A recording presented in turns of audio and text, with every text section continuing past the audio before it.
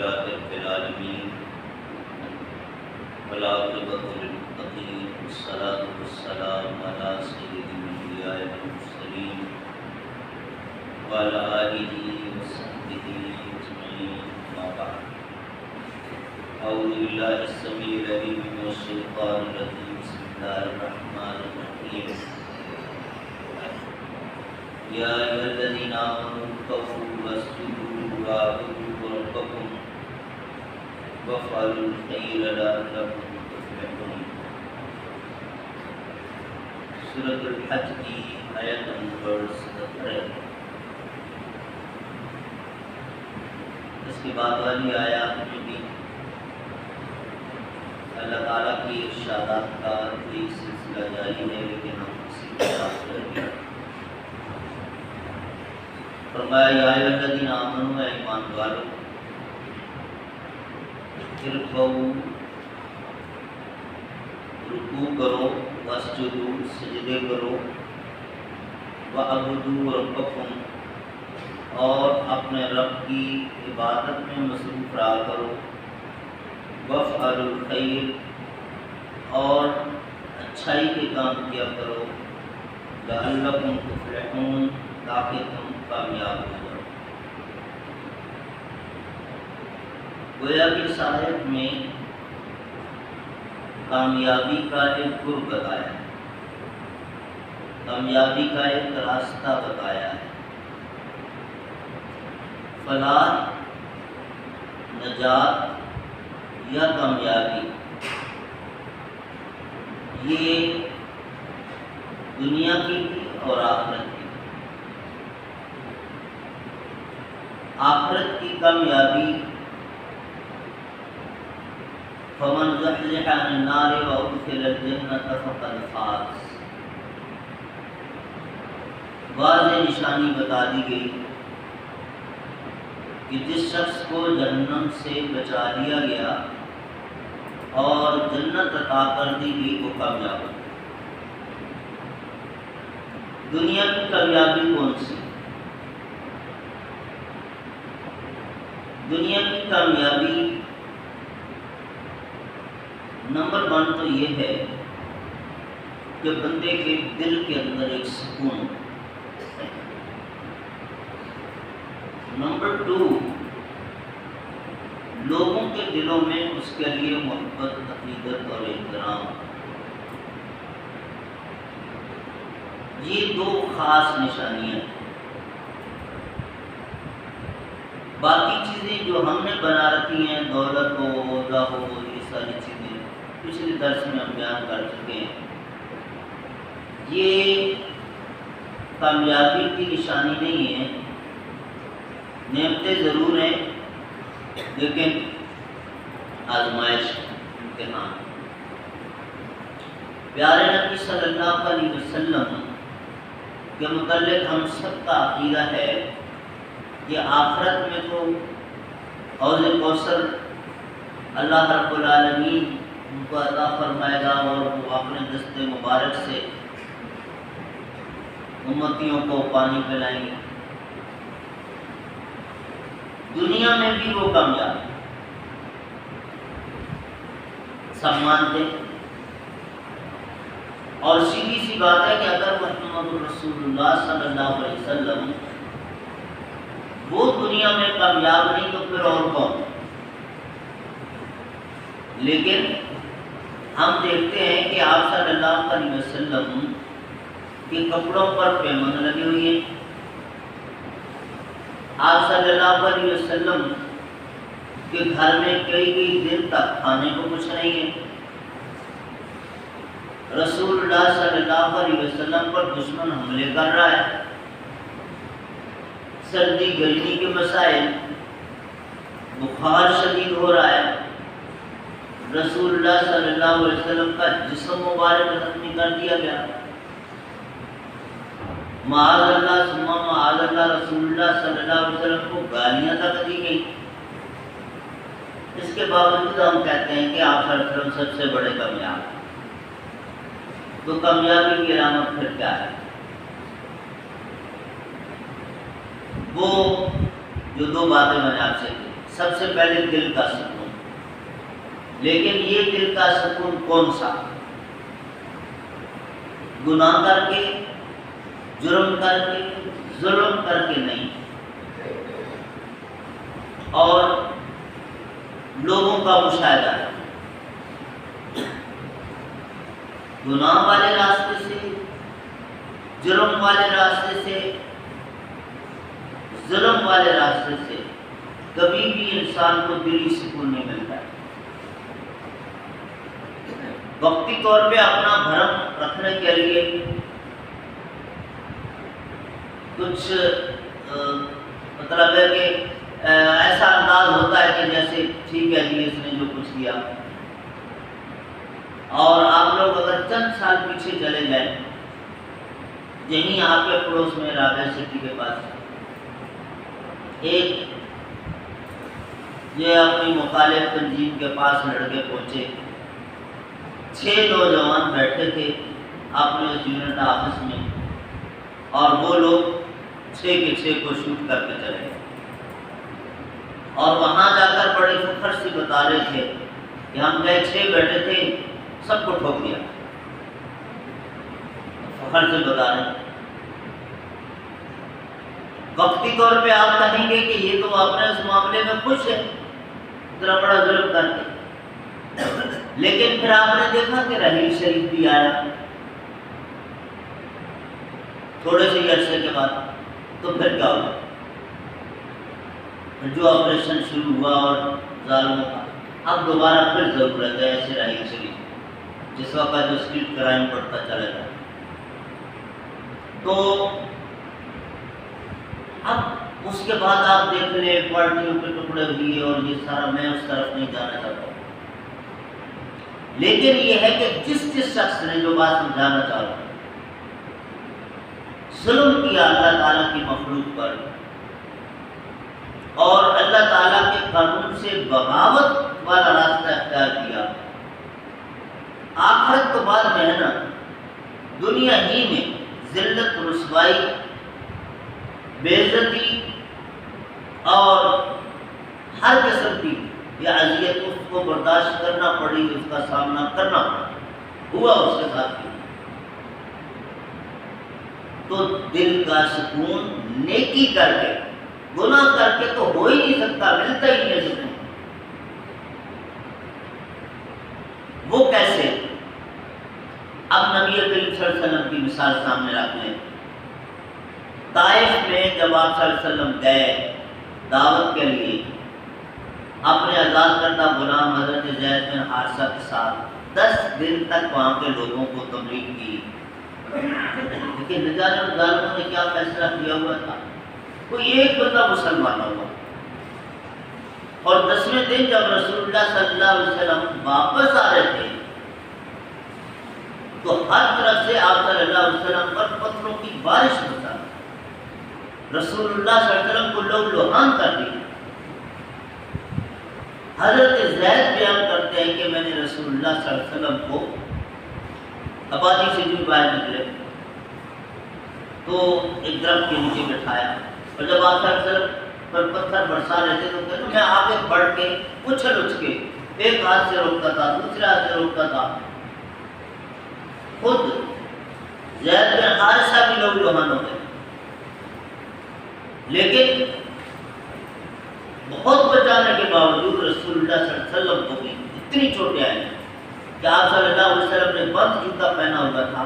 حضرت زید کہتے ہیں جب میں نے آپ صلی اللہ علیہ وسلم کا جوتا اتارا تو وہ خون سے بھرا ہوا ہے، آپ صلی اللہ علیہ وسلم کی پگڑی مبارک اتار کے رکھی اور آپ کا خون صاف کیا اور آپ کے لیے پانی لے کر آیا، اور کہا یہ کیفیت مجھے دیکھی نہیں جا رہی، جو اس وقت حضرت زید نے آپ سے کہا وہ تو الگ بات ہے، جبریل امین فرشتوں کا سردار وہ آئے اور آپ صلی اللہ علیہ وسلم کو پیشکش کر رہے تھے کہ ظالموں نے جو کچھ آپ کے ساتھ کیا، اگر آپ انتقام لینا چاہیں حکم کریں، پھر دیکھیں ان کا حشر کیا ہوگا۔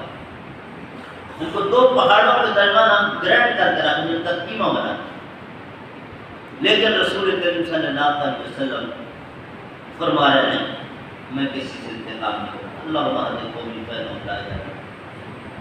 جبریل نے اتنی بات نہیں کہی کہ یہ آپ کی گردن پہ اتنا بڑا زخم ہے، یہ زخم تھوڑا سا گہرا ہو جاتا تو کیا بچتا۔ تو آقا علیہ وسلم جواب دے رہے تھے کہ میرا تو گلا صرف زخمی ہوا ہے، مجھ سے پہلے کتنے انبیاء کرام کے لوگوں نے گلے کاٹ بھی دیے تھے، ان کو شہید کر دیا تھا، میرے ساتھ تو ان کے مقابلے میں کچھ بھی نہیں ہوا۔ یہ زخم آج ہیں، کل ٹھیک بھی ہو جائیں گے۔ ہمارا ضمیر مطمئن ہے کہ ہم نے ان کو کوئی تکلیف نہیں پہنچائی، ان کا کوئی برا نہیں چاہا، ہم اپنے ذاتی کام سے بھی نہیں آئے تھے، اللہ کا مشن لے کر آئے تھے۔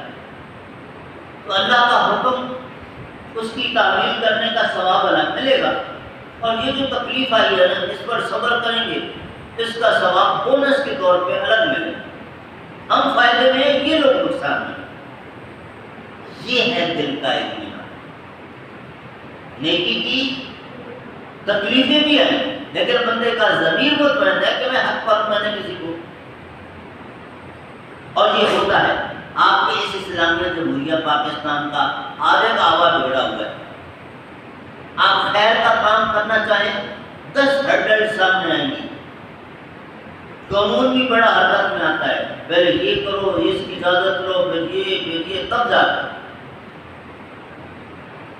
آپ لوگوں میں سے بیشتر کو یاد ہوگا کہ پہلے ہم عید گراؤنڈ میں پڑھا کرتے تھے، اس کے بعد کیا ہوا، اور پھر مجبوراً ہمیں مسجد میں پڑھنا۔ شر کا کام، میوزیکل شو بھی آپ ارینج کرنا چاہو، کوئی انوسی، کوئی کچھ نہیں ہے، جو مرضی جس طرح چاہو۔ یہ الیکٹرک بھی آپ سے نہیں پوچھے گی آپ چوری کی بجلی جلاؤ، کنڈا لگا۔ پبلک بھی آس پاس کی، وہ بھی لوگ انجوائے کرنے کے لیے آ جائیں، وہ بھی آپ کو نہیں کہیں گے کہ بھائی میرا سونے کا ٹائم ہے، تم نے یہ کیا شروع کیا۔ تو اچھا کام شروع کرو گے تو اس کے لیے دیکھتے ہیں۔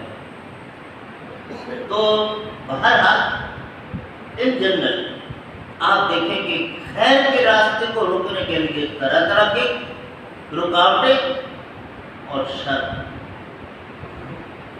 کو آزادی۔ بہرحال رسول کریم صلی اللہ علیہ وسلم فرما رہے تھے کہ ہم فائدے میں ہیں، یہی نقصان ہے۔ یہ جو ہے نا، اس پر مطمئن ہونا، تکلیف اٹھا کر بھی، یہ دل کا سکون۔ تو اگلی بات بھی سمجھ کے جائیے، جو میں نے مثال دی کہ یہاں خیر کو روکا جاتا ہے، شر کو آزادی۔ آپ اس وقت مطمئن رہیں، لوگ آئیں گے، تانے دینے والے بھی آئیں گے، آپ پر باتیں بھی ہوں گی، بدتہ خور بھی آئیں گے، ہر قسم کے لوگ آئیں گے آپ کے خلاف۔ اس وقت گھبرانا نہیں، وہ عمران خان والا گھبرانا نہیں ہے، نہیں، حقیقت میں گھبرانا نہیں۔ جب آپ کا کام ٹھیک ہے اور آپ کی نیت ٹھیک ہے، پھر جتنا آپ کے بس میں ہے کر ڈالو، اللہ اس کا صلہ دے گا۔ جہاں پہ بس ہو جائے گے، وہاں اللہ بھی آپ سے نہیں پوچھے۔ آپ کو میں ایک بات بتاتا چلوں، جب ہمارے اسپتال میں بھی کوئی مسائل ہوئے تھے، جب ANP کا دفتر ادھر ہوتا تھا، تو بدماشیاں جو جس طرح کے وہ لوگ کرتے تھے، اور 3-4 واقعات بڑے بڑے ہوئے، لیکن میرا ایک اپنا مزاج ہے، میں اس کو نہیں برداشت کر سکتا تھا۔ میں شاہی سید کے پاس گیا تھا، ریکارڈ میں کر رہا ہوں، اور ان کو آج بھی یاد ہے، اور وہ نیلی صاحب یہ جو سیوک سینٹر۔ بہرحال میں نے اس سختی سے کہا، میں نے کہا یہ ہم نے غریبوں کے لیے بنایا، بدماشی کے لیے نہیں بنایا، ہم ان کا علاج بھی نہیں کریں گے اور ان کو گھسنے نہیں دیں گے۔ غلطی ان دکانداروں کی ہے جنہوں نے ان کو بتا دینا شروع کیا، اور ان کو عادت پڑی، اور میرے پاس بھی پہنچے۔ میرے پاس آئے تھے 5 لاکھ روپے مانگ رہا تھا۔ تو بہرحال آپ دکانداروں میں کیا کچھ بیٹھے نہیں ہیں جاتی، ہر کسی کو اپنی جان پہ آگے نہیں دیں گے، وہ جو حرکتیں کرتے ہیں۔ میں جو بتانا چاہ رہا ہوں کہ میرے اوپر اتنا پریشر آیا، میری اپنی فیملی کا بھی، میرے دوست احباب کو، میری یہ ساری ٹیم اسپتال کی، کہ چھوڑے ہم ان کے ساتھ کوئی لڑ سکتے ہیں، نہ کریں، بند کرتے ہیں اس کو اسپتال، یہ لوگ اس قابل ہی نہیں ہیں۔ کسی اور جگہ پہ جہاں لوگوں کو قدر ہو وہاں جا کر کام کرو۔ تو میں ان سے یہ کہتا تھا کہ ان کا پہلی بات یہ ہے کہ یہ مت کرو، یہ لفظ کہتے ہیں کہ کیا مصیبت ہم نے کری، یہ مت کرو، مصیبت نہیں ہے، یہ بہت بڑا مشن ہے، یہ لوگ نہ سمجھیں۔ اپنا ضمیر آپ کا مطمئن ہونا چاہیے کہ آپ خود ہی کلیئر نہیں ہے کہ آپ اچھا کام کر رہے ہیں یا غلط کام کر رہے ہیں۔ جب آپ کی نیت ٹھیک ہے، کام آپ کا ٹھیک ہے، آپ خدمت کا کر رہے ہیں، اب یہ بد نصیب ہے، ان کو نہیں سمجھے، چھوڑ دو، اللہ تعالیٰ جتنا کر سکتے ہو کرتے رہو، جب نہیں کر سکو گے چھوڑ دیں، لیکن یہ نہ کہو کہ کیا مصیبت میں لے لیں۔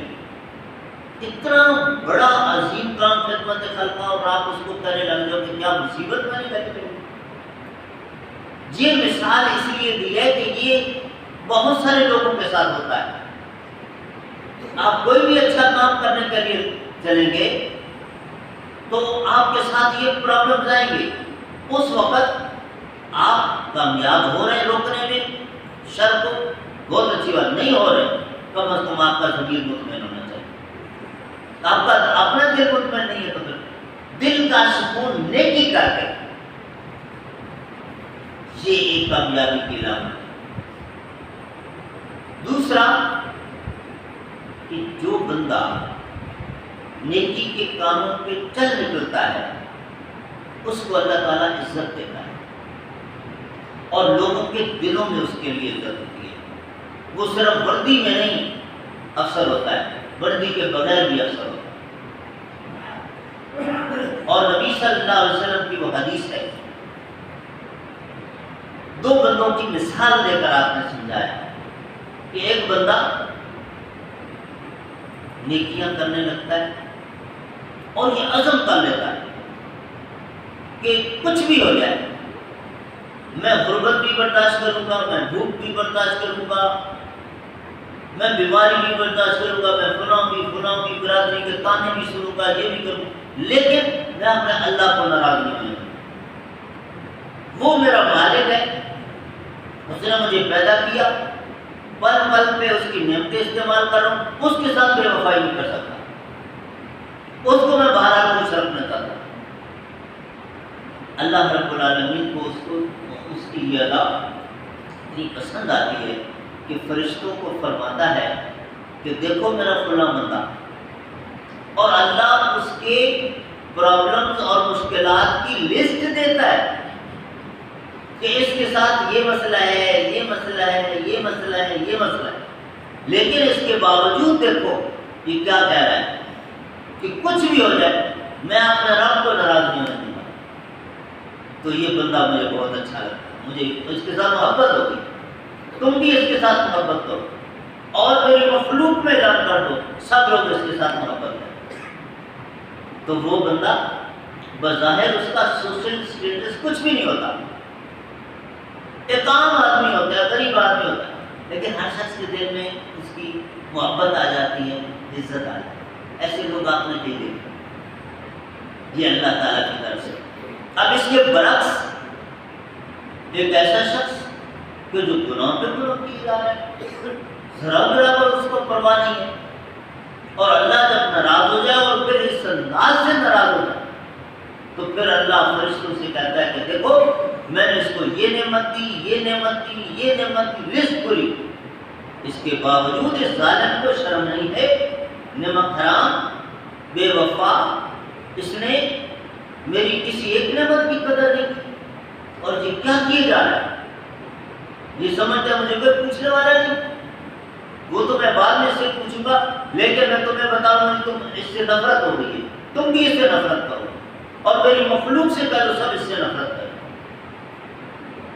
تو کیا ہوتا ہے، ایسا بندہ بظاہر اعلیٰ سے اعلیٰ پوسٹ پر بیٹھا ہوتا ہے، لیکن حالت یہ ہوتی ہے کہ لوگ اس کا نام ہی لے کر ہنسنا شروع کر دیتے ہیں۔ اب میں نام نہیں لیتا ممبر پہ بیٹھ کر، ایسے لوگ آپ کے پاس موجود ہیں، بڑی لمبی لسٹ ہے، اور دیکھو لوگ روزانہ میڈیا پہ ذرا آ رہے ہیں۔ بہرحال یہ گناہوں کی سزا ہے۔ تو اللہ رب العالمین کے راستے میں عزت ہے، رب کی فرما برداری میں عزت ہے۔ یہ میں بات کر رہا تھا کہ دنیاوی عزت اس طرح. اور پھر آقا صلی اللہ علیہ وسلم کی تو بات ہی کچھ اور ہے نا. دیکھیں نا دنیا میں اس وقت بھی وہ جو جان کے دشمن تھے نا وہ بھی کہتے تھے محمد جیسا بندہ نہیں دیکھا. کردار ایسا تھا, اخلاق ایسا تھا. اور آج تک دنیا لکھ رہی ہے کتابیں اور آرٹیکل نان مسلم جو محمد رسول اللہ صلی اللہ علیہ وسلم کو رسول نہیں مانتے, کلمہ نہیں پڑھا, وہ بھی کہتے ہیں کہ آپ صلی اللہ علیہ وسلم جیسا لیڈر, آپ جیسا اخلاق, آپ جیسا کردار دنیا مثال میں پیش کر سکتے. تو یہ کتنی بڑی بات ہے. اور یہ وعدہ اللہ کا ہمارے ساتھ بھی ہے. اگر ایک عام امتی بھی رسول اللہ کی دی ہوئی اس راستے پر آئے گا تو انشاءاللہ اس کو بھی عزت ملے گی, اس کو بھی یہ ساری نعمتیں اور دل کا سکون یہ سب ملے گا دنیا میں بھی اور آخرت میں بھی انشاءاللہ تعالیٰ. تو بہرحال میں بات یہ کر رہا تھا کہ کامیابی دو قسم کی ہوتی ہے, ایک دنیا کی بھی, ایک آخرت. دنیا کی پہلے ہے, آخرت کی بعد میں. دنیا کی کامیابی میں صرف پیسہ دولت اور یہ چیزیں نہیں, یہ تو آزمائش ہے.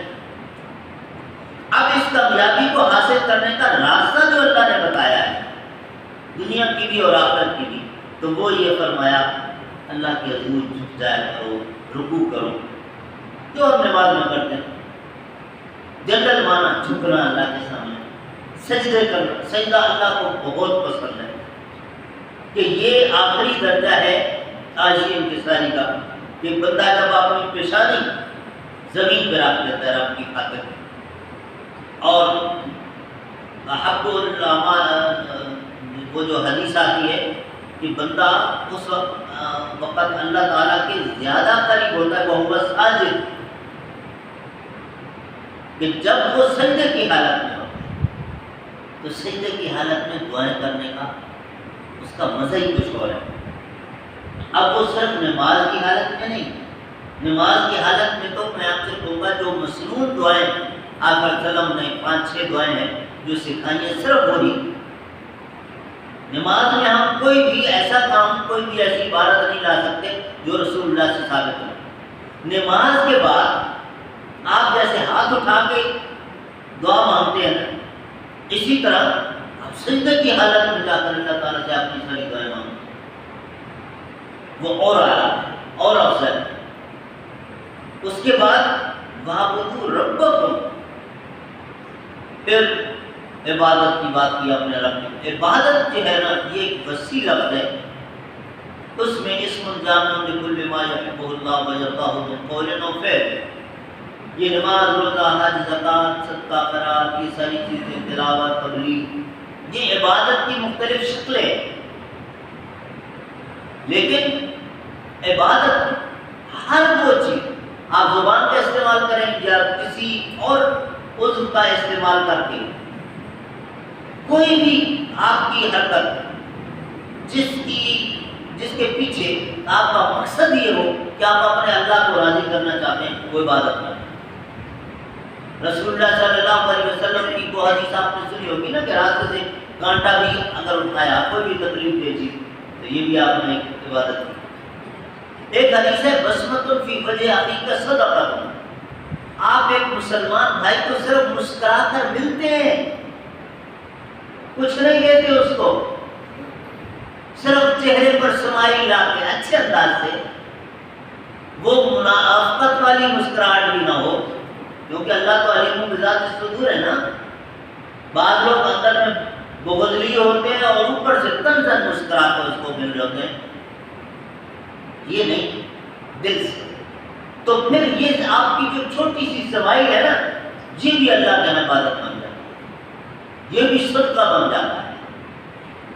تو بہرحال عبادت کا معنی ذرا مفہوم وسیع ہے. تبلیغ کرنا, اچھا مشورہ دینا, اچھی رائے دینا, مشکل وقت میں کام آنا, یہ سب عبادت ہے. وَاعْبُدُوا رَبَّكُمْ. اور پھر عبادت میں اگر اس لفظ کو آپ دیکھیں قرآن پاک کے حوالے سے 300 سے زیادہ مرتبہ استعمال ہوا ہے اور صرف 2 معنوں میں استعمال ہوا. ایک معنی ہے ڈیووشن کا, یعنی اپنے آپ کو آپ سرنڈر کر دیں, اللہ کے حوالے کر دیں. اللہ میں کچھ نہیں ہوں, میں کسی اور کو جانتا ہی نہیں ہوں، میں صرف تجھے جانتا ہوں، تو بول، جو تو کہے گا میں وہ کروں، میں تیرے سامنے حاضر۔ اب مسئلہ یہی ختم ہو جاتا ہے اگر یہ سمجھ میں آئے۔ جب اپنے من مار دیا، برادری، رشتہ دار، بیوی بچے سب کو پیچھے چھوڑ دیا اور اللہ کے حکم کو آگے، تو بس بات ختم ہو گئی۔ حضرت ابراہیم علیہ السلام کی مثال ہمارے سامنے۔ دوسرا معنی آتا ہے فرما برداری کا، کہ اللہ تعالیٰ کے بندہ احکام مانے، صرف زبانی یہ الفاظ نہیں چلتے، پھر عملی زندگی بھی واقعتاً اطاعت والی ہو۔ بہرحال وَاعْبُدُوا رَبَّكُمْ وَافْعَلُوا الْخَيْرَ، یہ چند چیزیں عبادات کی بتائیں، اس کے علاوہ جتنے بھی خیر کے کام تمہیں پیارے نبی صلی اللہ علیہ وسلم نے اللہ کے حکم سے بتا دیے، بس ان میں لگ جاؤ۔ اور دوسری آیت فَاسْتَبِقُوا الْخَيْرَاتِ، ان نیکیوں میں، خیر کے کاموں میں ایک دوسروں سے آگے بڑھنے کی کوشش کرو، ایک دوسرے سے مطلب دوڑ لگاؤ، آگے بڑھنے کی کوشش کرو، تو یہ کامیابی کا راستہ ہے۔ لَعَلَّكُمْ تُفْلِحُونَ، پھر تم کامیاب ہو۔ اللہ رب العالمین ہم سب کو توفیق دے کہ ہم نیکیاں کرنے والے ہوں اور نیکیوں کے ساتھ محبت کرنے والے ہوں۔ سبحان ربک رب العزت عما یصفون، والسلام علی المرسلین، والحمد للہ رب العالمین۔